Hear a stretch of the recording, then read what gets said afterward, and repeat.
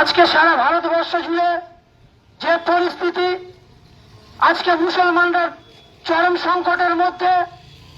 আপনারা জানেন যে কেন্দ্রীয় সরকার যে বিল পাশ করেছে ওয়াকফ আইন, এই আইনের মধ্য দিয়ে তারা চায় যে আমাদের সম্পত্তি তারা তাদের এখতিয়ারে নিয়ে এই সম্পত্তির আওতায় যে সমস্ত মাদ্রাসা, মসজিদ, কর্মস্থান রয়েছে সেগুলো সমূলে ধ্বংস করতে। তাই আমাদের এই আইনকে প্রত্যাহার করার দাবিতে সারা ভারতবর্ষ জুড়ে আমাদের আন্দোলন চলছে এবং চলবে ইনশাআল্লাহ।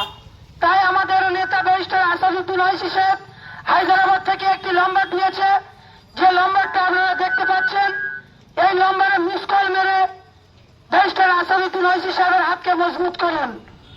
আমাদের পশ্চিমবাংলার রাজ্য প্রেসিডেন্ট ইমরান সুলাইমান সাহেব তিনি এই নম্বর দিয়েছেন। এই নম্বরের মাধ্যমে আমরা ব্যারিস্টার আসাদুদ্দিন ওয়াইসি সাহেবের হাতকে মজবুত করতে পারবো এবং এই ওয়াকফ বিলের বিরুদ্ধে একটি মজবুত প্রতিবাদ গড়ে তুলতে পারবো।